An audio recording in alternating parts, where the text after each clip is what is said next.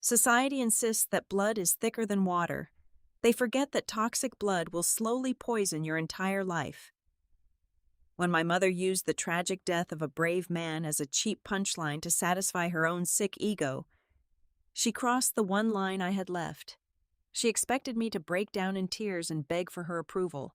Instead, I smiled and quietly orchestrated the absolute destruction of her glittering empire. Hello to all the wonderful listeners of Maya Revenge Stories, and thank you sincerely for tuning in today, though unfortunately, YouTube has completely demonetized our channel, leaving us without the operating budget to continue producing content. If you enjoy today's story, please consider supporting us by joining our Patreon to hear exclusive, true stories that are longer, much more detailed, and feature multiple emotional voice actors for content we simply cannot publish publicly on YouTube. You can join our community by scanning the QR code on your screen or by clicking the Patreon link in the description or the pinned comment of this video. Now, let us begin today's story, where I, Skylar Graham, will show you exactly what happens when someone crosses the ultimate line. The Air inside Le Ciel, Seattle's most exclusive rooftop restaurant, tasted of expensive champagne and suffocating pretense. We were supposedly there to celebrate the 30th wedding anniversary of my parents, though calling it a marriage always felt like a stretch. It was a business merger. My mother, Beatrice, was a real estate tycoon whose ambition was only matched by her arrogance. My father, Richard, was nominally her chief financial officer, but in reality, he was merely a well-dressed puppet who nodded whenever his wife pulled the strings. I sat across from them, maintaining the composed, analytical exterior that made me a top-tier strategist at Aeronexus Solutions. Beside me was Elias. Elias was an architect with a quiet, grounding warmth that had saved me from the freezing corporate detachment of my upbringing. He was brilliant and kind, but beneath his gentle smile lay a profound, heavy sorrow. 3 years ago, his older brother, Julian, a fiercely dedicated firefighter, sacrificed his own life to save a trapped family during one of the deadliest wildfires in state history. Elias carried that loss every single day, keeping the wound hidden behind his soft demeanor. My mother, of course, saw kindness not as a virtue, but as a fatal weakness to be exploited. Throughout the first 2 courses, Beatrice treated Elias like a disappointing appetizer. She made thinly veiled remarks about his modest background, contrasting his steady architectural work with the aggressive, cutthroat world of real estate development she ruled. She wanted to remind me of her power, trying to demonstrate that anyone I chose would always be beneath her, every time she delivered a verbal jab. My father would take a slow sip of his wine, keeping his eyes firmly locked on his plate. Then came the main course, and with it, the climax of her toxic performance. Beatrice set down her silver fork and looked at Elias with a patronizing smirk. "You know, Elias, it is truly a shame you are wasting your potential drawing blueprints for other people," she said, her voice dripping with artificial pity. "I have a junior assistant position opening up at my firm. It pays perhaps 20% more than whatever you are scraping together now. I could give it to you as a favor to Skylar. You would finally learn how real power works." Elias did not rise to the bait. He offered a polite, measured smile. "Thank you for the generous offer, Beatrice," he replied softly. "But I love what I do. I am perfectly content building things from the ground up rather than tearing them down for profit." It was a gentle refusal, but to a megalomaniac like my mother, a boundary is an act of war.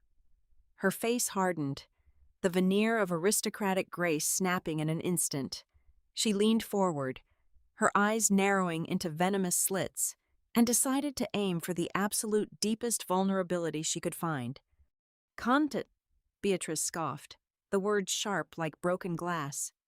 "Yes, well, it seems settling for mediocrity runs in your blood. Honestly, if your brother knew his own limits like you do, maybe he wouldn't have been burned to ashes like a fool playing hero." The clinking of silverware around the dining room seemed to vanish. A dead, horrifying silence crashed down onto our table. Elias stopped breathing. I could physically feel the shockwave hit him as all the color drained from his face, his hands immediately dropping to his lap, where they began to shake uncontrollably. My father finally looked up, his eyes wide with a pathetic, helpless panic. Yet he remained absolutely silent. People often expect screaming or crying in moments of profound shock. I gave her neither. The analytical part of my brain, the strategist, simply took over and froze my veins into solid ice. I did not raise my voice. I did not shed a single tear. I calmly stood up, picked up my linen napkin, and dropped it directly onto my mother's plate. I reached down, firmly grasping Elias's trembling hand in mine, and pulled him up, without uttering a single syllable to the woman who gave birth to me. I led the man I loved away from the table and marched straight out of the restaurant, leaving her sitting in the suffocating silence she had just created. I thought walking away would be the end of the evening. I was wrong. At 2 a.m, my phone lit up with a text message. It was not an apology.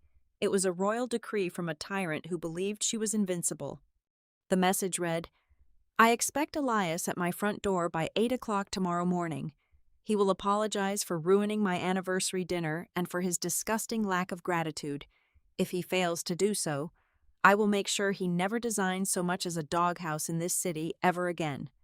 She thought she was asserting her dominance. She had no idea she had just handed me the match to burn her entire kingdom to the ground. The drive back to our apartment was suffocatingly quiet. Once the deadbolt clicked shut behind us, the heavy dam holding back Elias's trauma completely shattered. He did not cry right away. It was much worse than that. He collapsed onto the edge of our bed, staring blankly at the wall, gasping for air as if the thick, toxic smoke from that forest fire 3 years ago had suddenly filled our bedroom. The psychological ghost of his brave brother was tearing him apart all over again. I held him for hours. I stayed awake the entire night, feeling his erratic heartbeat race against my chest, smoothing his hair while he trembled violently in the dark. It was the most profound helplessness I had ever experienced, watching the gentle person I loved deeply drown in a manufactured nightmare designed by my own mother. By 8 o'clock the next morning, the corporate assault began. My phone buzzed aggressively with an urgent email from the senior vice president of AeroNexus Solutions. My mother had already made her calculated move. She was a major stakeholder in the commercial real estate firm that owned the building where our corporate offices were located.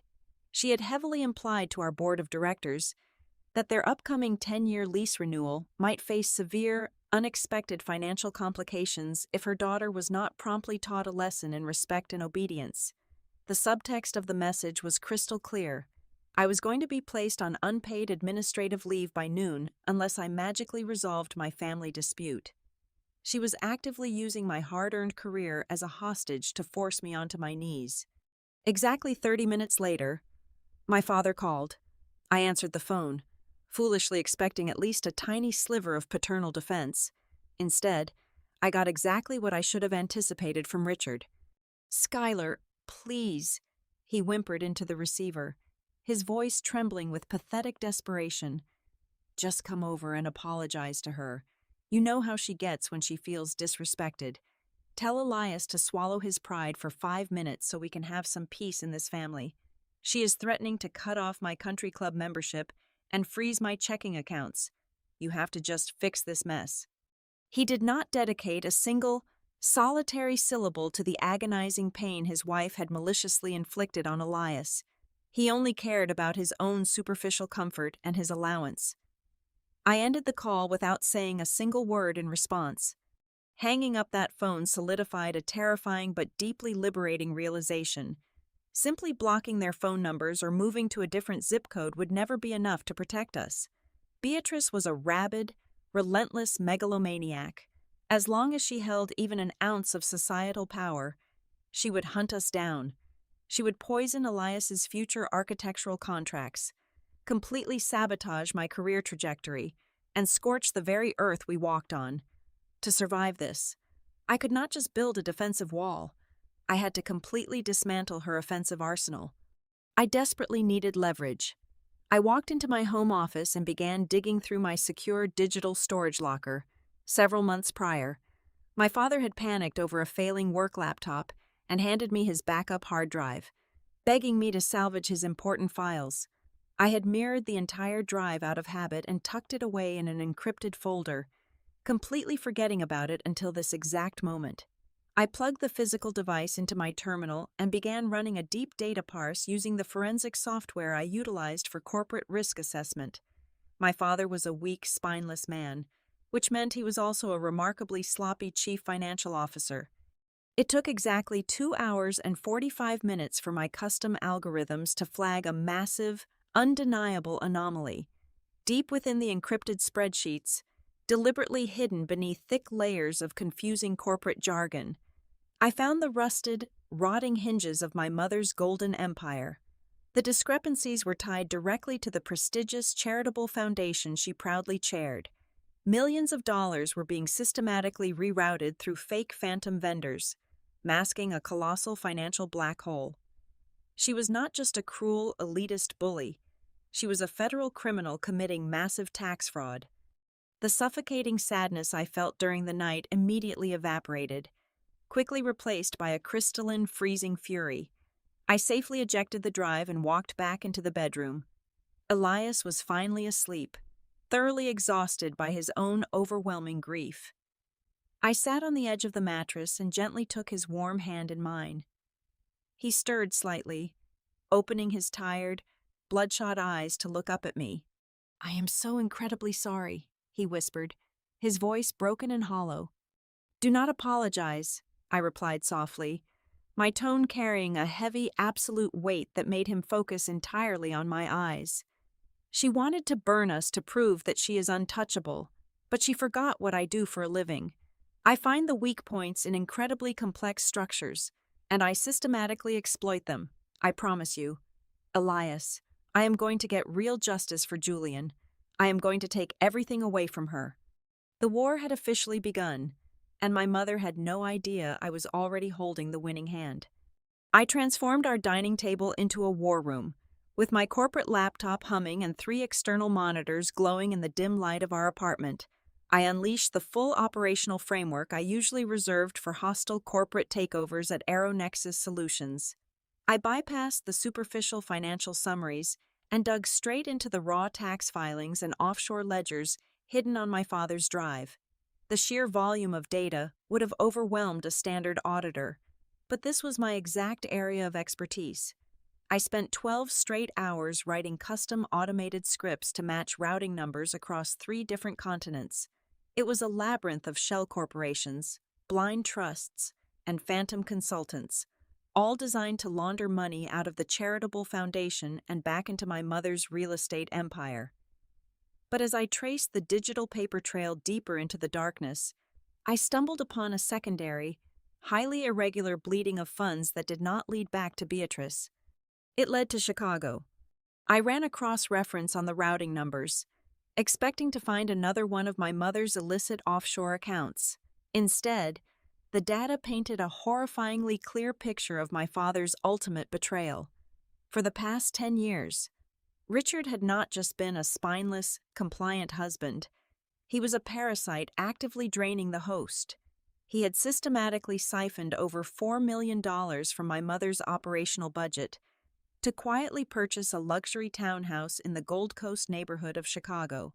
He used a dummy corporation registered in Delaware to obscure his name from the property deed.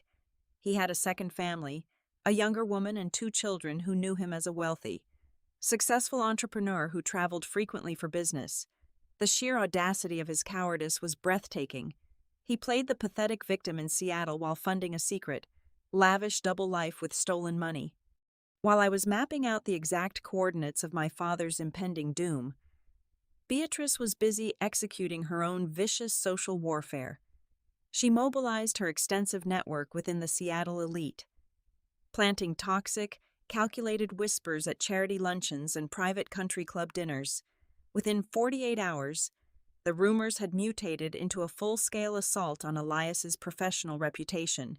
She insinuated that his family harbored a severe documented history of mental instability, she maliciously twisted Julian's heroic sacrifice, framing it as a reckless, suicidal impulse born from untreated psychological issues. The fallout was immediate. On Tuesday morning, Elias lost a massive commercial contract he had spent 6 months negotiating. The client called, citing sudden concerns about long-term stability and project management. Her goal was to starve him out of the industry entirely, making him so toxic that no developer would ever risk hiring him. But Beatrice severely underestimated the man she was trying to destroy. When I told Elias about the whispers circulating through the city and the loss of his contract, he did not retreat into the shadows. The grief that had paralyzed him the night before hardened into cold, structural resolve. He refused to let her weaponize his brother's memory. "If she wants to play a game of structural integrity," Elias said, unrolling a set of massive digital blueprints across his desk, "then we are going to look at what she is actually building." Elias leveraged his high-level industry credentials to access the municipal planning database. He zeroed in on my mother's current crown jewel, a massive 50-story luxury condominium project rising in the heart of downtown, using his brilliant architectural mind. He bypassed the glossy marketing materials and scrutinized the raw structural engineering reports, cross-referencing them with the actual material procurement logs from the construction site. He stayed up for 2 days straight, running stress simulations on his computer. It took him less than 72 hours to find the catastrophic fatal flaw. In a greedy, desperate bid to cut costs and accelerate the construction timeline by 4 months, Beatrice had secretly authorized the substitution of high-grade tensile steel and specialized seismic concrete for cheap, heavily substandard materials imported through one of her shell companies. In a city sitting on a massive fault line, she was constructing a 50-story tomb. If a significant earthquake hit, the core support columns of her luxury tower would snap like dry twigs. The structural threat was not just a minor code violation, it was a massive, highly illegal endangerment of human life. We now possessed the financial weapon and the physical weapon. All we needed was the detonator. I knew exactly who to give it to. 3 years ago, an incredibly sharp, independent investigative journalist named Clara Vance had attempted to expose a minor zoning corruption scandal involving my mother's firm. Beatrice had responded by unleashing a swarm of corporate lawyers, effectively blacklisting Clara and nearly bankrupting her independent publication. I knew Clara possessed a burning, unresolved vendetta and the fearless journalistic integrity required to strike the match. I set up a completely anonymous, encrypted communication channel and arranged a dead drop at a busy downtown coffee shop. I did not give Clara the entire puzzle yet. I only slipped her a highly secured flash drive containing the undeniable proof of the substandard steel procurement and a few heavily redacted pages of the charitable foundation's fraudulent tax returns. I included a single, typed note stating that the rest of the documents would automatically unlock in exactly 7 days, provided she was ready to go to print on the front page of every major digital outlet she networked with. Clara took the bait instantly. I watched her from across the street as she plugged the drive into her laptop, her eyes widening as she scrolled through the explosive data. The trap was officially set.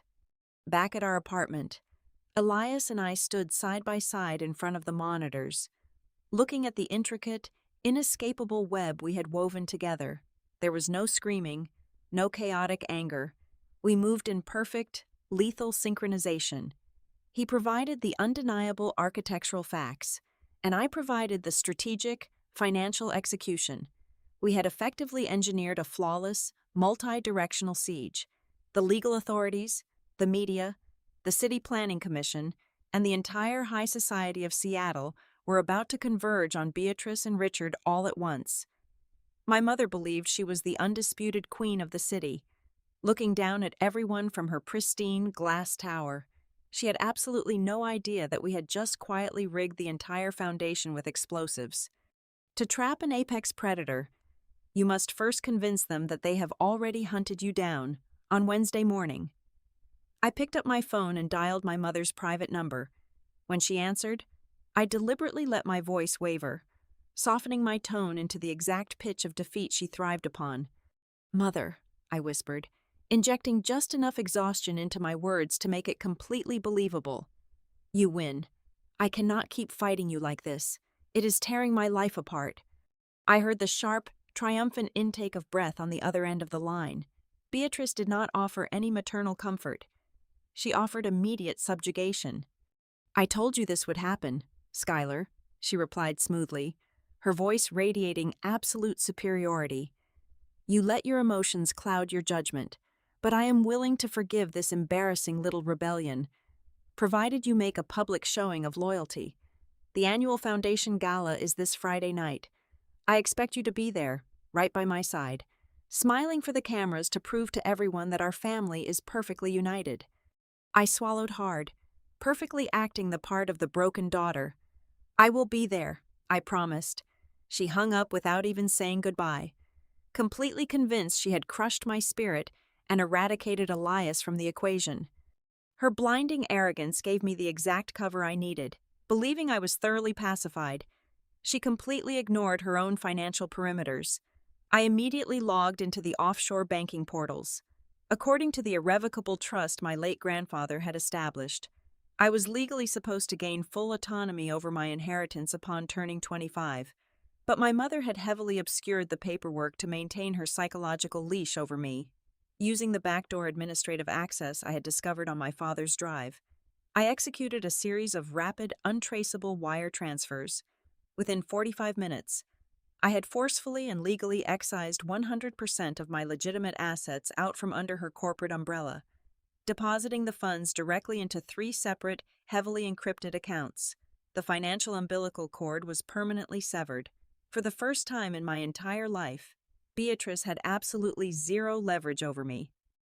And she was far too busy picking out her diamond jewelry for the gala to even notice. With my mother temporarily pacified, I turned my crosshairs directly onto my father. I sent Richard a calendar invitation for a meaningless budget review at a bleak, aggressively mundane coffee shop on the industrial side of the city. He arrived exactly 10 minutes late, looking rumpled and anxious, clearly expecting me to cry on his shoulder about my surrender to Beatrice. He sat down and ordered a black coffee. I did not order anything. Instead, I slid a thick, unmarked manila folder across the sticky wooden table. "Open it," I commanded, my voice entirely devoid of any familial warmth. He blinked, confused, but flipped the cover open. The color instantly drained from his face, leaving him looking like a freshly exhumed corpse. The top page featured a high-resolution photograph of a beautiful townhouse in Chicago, followed by a copy of the property deed registered to his dummy corporation, and a detailed financial ledger tracing $4 million directly from my mother's charity foundation into his secret, secondary life. "Skylar, please, you do not understand," he stammered, his hands shaking so violently he knocked his coffee cup over, sending dark liquid spilling across the table. "I was lonely. Your mother is a monster. I just wanted a normal life." "I do not care about your pathetic justifications, Richard," I cut him off sharply, not bothering to offer him a napkin. "You stole millions of dollars from a supposed charity to play house in another time zone. That is federal fraud. Here is exactly what is going to happen. On Friday night, Elias is walking into that gala with me. When he steps through those doors, you are going to smile, shake his hand, and act completely thrilled to see him. If you try to warn Beatrice beforehand, or if you even look at Elias with anything less than absolute respect, I will personally hand this entire folder to the Federal Bureau of Investigation on Saturday morning. You will trade your luxury townhouse for a concrete cell. Do we have an understanding?" He swallowed hard, completely unable to meet my eyes, and gave a tiny, defeated nod. I stood up and walked out, leaving him to sit in his own spilled coffee. Back at the apartment, Elias was orchestrating the final, lethal mechanism of our strike. He had spent the last 24 hours organizing the massive cache of structural engineering reports and fraudulent material invoices into a devastating, inescapable digital dossier. He sat at his terminal, his face illuminated by the harsh blue light of the monitors, writing a custom deployment script. He was not just sending an email, he was triggering a synchronized, automated avalanche. He set the delivery protocol to bypass standard corporate firewalls, targeting the private inboxes of the City Planning Commission director, the chief building inspector, and every major investigative news desk in Seattle. "Are the timers set?" I asked, standing behind his chair and resting my hands gently on his shoulders. Elias reached up and squeezed my hand. "Everything is locked," he confirmed, his voice steady and resolute. "The exact second she steps up to that podium at 8:30 on Friday night, the servers will automatically detonate. The data will hit 90 different high-level inboxes simultaneously. Nobody can stop the broadcast once the clock runs out." All the pieces were now firmly locked into their positions on the board. The trap was flawlessly set, hidden in plain sight beneath the glittering veneer of Seattle's high society. We had neutralized the financial leverage, blackmailed the only possible informant into complete submission, and armed a weapon that would shatter her legacy into dust. A profound, deadly silence fell over our apartment. It was the heavy, suffocating calm before the storm, a storm that Beatrice was entirely unaware was about to rip her world apart. The grand ballroom of the Imperial Hotel in downtown Seattle had been transformed into a glittering cathedral of artificial virtue. Over 500 of the wealthiest socialites, tech billionaires, and political figures were packed into the cavernous space, sipping champagne beneath 3 massive crystal chandeliers. The air was thick with the suffocating scent of imported white orchids and expensive perfume. It was the absolute pinnacle of high society, a perfectly choreographed theatrical production designed to worship the false idol of my mother. I walked through the towering mahogany doors with Elias by my side. He wore a sharp midnight blue tuxedo, looking incredibly handsome and radiating a calm, unshakable strength. The moment we stepped into the foyer, my father spotted us. Richard was standing near the coat check, holding a glass of scotch with a trembling hand. True to my precise instructions, he forced a strained, terrified smile onto his pale, sweaty face. He stepped forward and enthusiastically shook Elias's hand, acting exactly like a hostage trying to appease his captor. He knew that one wrong look would send the contents of my manila folder straight to federal agents. Across the room, Beatrice caught sight of us. She was wearing a custom emerald silk gown, holding court among a circle of influential city council members. She flashed me a brilliant, triumphant smile. In her delusional mind, my presence with Elias was the ultimate symbol of her supreme authority. She believed she had successfully broken my spirit and dragged my boyfriend here to parade him around as a conquered peasant.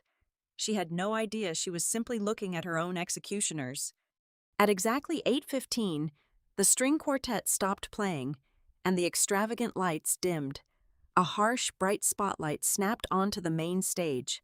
Beatrice glided up the steps with practiced elegance and took her place behind the crystal podium. She leaned into the microphone, her voice dripping with practiced, honeyed warmth. "Ladies and gentlemen, distinguished guests, and cherished friends," she began, sweeping her gaze across the sea of wealthy investors. "Tonight, we gather not just to celebrate financial success, but to honor the profound, unbreakable spirit of compassion. True power is not measured by the height of the towers we build, but by the depth of our charity. We must always lift up those who cannot protect themselves." The crowd erupted into polite, synchronized applause. It was a sickening, masterful performance. She spoke for 10 minutes, weaving a beautiful tapestry of absolute lies, painting herself as the benevolent savior of the city. Then, she turned her radiant smile toward my table. "And now, I would like to invite someone very special to the stage," Beatrice announced, her eyes locking onto mine with a sickeningly sweet glare. "My beautiful daughter, Skylar, who recently reminded me that family is the true foundation of everything we do. Skylar, please, come say a few words." This was her victory lap. She wanted me to publicly kiss the ring. I slowly stood up, smoothing the fabric of my black evening gown. I gave Elias a brief, reassuring glance before making my way through the maze of round tables. I climbed the stairs with deliberate, measured steps, my face a mask of absolute, chilling composure. Beatrice stepped aside, gesturing grandly for me to take the microphone. She whispered a sharp command to make it sound good under her breath as I passed her. I gripped the edges of the podium, looking out over the hundreds of expectant faces staring back at me. The silence in the room was absolute. "Thank you, Mother," I started, my voice echoing clearly through the massive sound system. I offered a soft, pleasant smile. My mother just spoke beautifully about compassion. She spoke about the profound importance of protecting the vulnerable. But to truly understand Beatrice Graham's definition of charity, you have to look past the glittering ballrooms and the press releases. You have to look at what she says when the cameras are turned off. Beatrice shifted uncomfortably behind me. Her triumphant smile faltered slightly, a tiny crack appearing in her porcelain facade. I kept my voice perfectly level, letting the cold, hard truth cut through the opulent atmosphere like a freshly sharpened blade. A few days ago, my mother offered her unvarnished opinion on a brave firefighter who gave his own life to save a trapped family during a massive, devastating wildfire. This man was a genuine hero. He is also the brother of the man I love. Do you want to know how the chairwoman of this prestigious charitable foundation described that ultimate sacrifice? The ballroom fell into a dead, horrifying hush. People stopped drinking. The waitstaff froze in their tracks. I turned my head slightly, locking eyes with my mother before leaning back into the microphone. She said, I enunciated every single syllable with razor-sharp precision. If he knew his own limits, maybe he would not have been burned to ashes like a fool playing hero. A collective gasp rippled through the audience. Several prominent politicians visibly flinched, their faces twisting in absolute disgust. Beatrice turned completely white, her jaw dropping as she stepped forward to intervene, desperately reaching for the microphone stand. "Skylar, what on earth are you doing? Stop this immediately," she hissed frantically.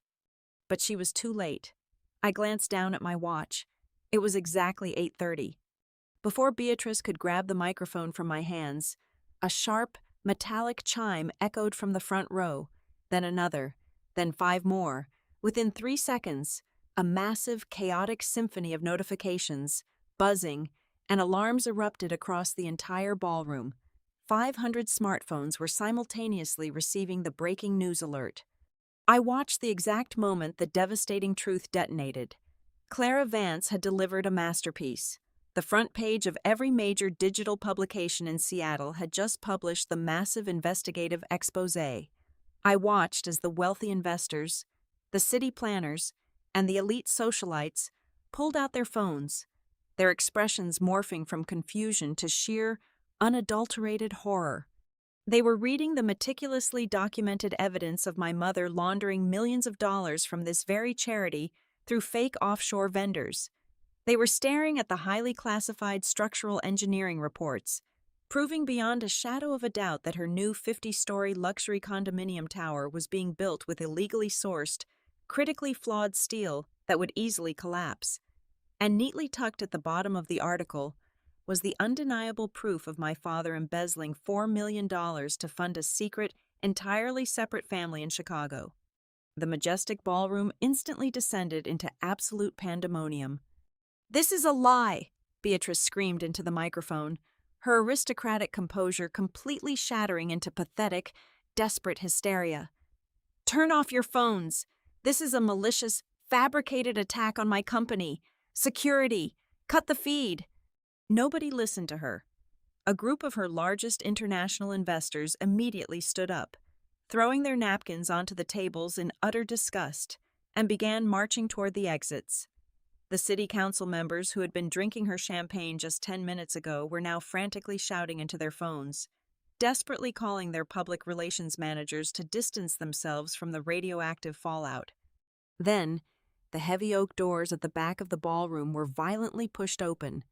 The flashing red and blue lights of police cruisers illuminated the frosted glass windows of the lobby. A team of stern, heavily armed detectives in dark suits strode into the ballroom, holding thick manila folders containing state and federal warrants. They began aggressively shouting orders, instructing the hotel staff to lock down the premises and ordering the event organizers to hand over all financial documents related to the charity gala. The empire was officially burning to the ground. Beatrice was hyperventilating, her eyes darting around the chaotic room like a trapped, panicked animal. She spun around, desperately scanning the frantic crowd for her husband. "Richard!" she shrieked, her voice cracking with absolute terror. "Richard, where are you? Do something! Call the lawyers!" But Richard was nowhere to be found. I had seen him sprint out through the kitchen service doors the exact second the first news alert chimed, abandoning his wife to face the catastrophic storm entirely alone. Her entire world, her wealth, her reputation, and her false sense of invincibility had been thoroughly vaporized in less than 3 minutes. She stood completely isolated on that massive stage, trembling violently as the police officers began marching straight down the center aisle toward her. I did not stay to watch them put the handcuffs on her wrists. I simply stepped away from the podium, leaving her drowning in the absolute destruction she had brought upon herself. I walked down the heavy velvet stairs with slow, unhurried grace. Elias was waiting for me at the bottom. He did not say a single word. He simply reached out and took my hand, his grip warm, steady, and incredibly firm, while the elite society of Seattle ran around in a frantic, screaming frenzy. Terrified of being implicated in the massive criminal conspiracy, Elias and I calmly walked right through the center of the chaos. We did not rush. We did not look back. We simply pushed open the side doors, leaving the suffocating heat of the burning ballroom behind, and stepped out into the crisp, beautifully quiet night air. The morning after the gala, the fallout was absolute and merciless. Beatrice was indicted on 73 counts of federal wire fraud, tax evasion, and criminal negligence. The Seattle elite, the very same people who once kissed her cheek and drank her champagne, completely erased her from their contact lists overnight. She tried calling me from the county detention center. I received 18 frantic voicemails filled with a pathetic mixture of screaming threats and hysterical sobbing, begging me to pay her bail.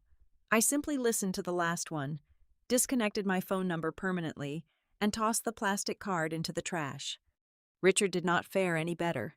The federal authorities immediately froze every single one of his bank accounts. When the woman in Chicago discovered that her wealthy, successful businessman was actually a broke, indicted embezzler facing 20 years in federal prison, she packed up her children, changed the locks on the townhouse, and completely vanished. He was left with absolutely nothing, exactly as he deserved. Society heavily conditions us to feel guilty for walking away from our parents, but I felt absolutely zero regret. Cutting the toxic rot out of my life brought an overwhelming, pure sense of relief. I finally proved to myself that sharing blood with someone does not give them a free pass to abuse you. Once the suffocating shadow of my mother's influence was removed, my career truly flourished. Without Beatrice threatening the board of directors, Aeronexus Solutions was forced to recognize my actual merit. Just 3 months later, I was officially promoted to Senior Director of Strategy, earning my corner office through pure, undeniable competence rather than family manipulation. But the greatest victory had nothing to do with corporate promotions or watching an empire crumble. On an incredibly quiet Sunday afternoon, Elias and I took a long drive up the coast. We parked near the State Firefighter Memorial Plaza. The air was crisp and peaceful. We walked hand in hand until we reached the long, polished black granite wall. Elias reached out, tracing his fingers gently over Julian's engraved name. For the first time since I met him, the heavy, agonizing shadow of trauma was completely gone from his eyes. He looked at his brother's name, took a deep breath, and finally smiled. A genuine, serene smile. The toxic words that once weaponized his grief had been washed away forever, replaced by the quiet, permanent dignity his brother always deserved. Later that evening, we sat together on the sandy shores of the Pacific Ocean. The sky was painted in brilliant strokes of gold and violet as the sun began to sink below the horizon. I leaned my head against Elias's shoulder, holding his warm hand tightly in mine. The storm was finally over. We had dismantled the kingdom of lies, brick by brick, and built our own beautiful reality from the ashes. Love had won, and those who tried to destroy it had paid the ultimate, undeniable price.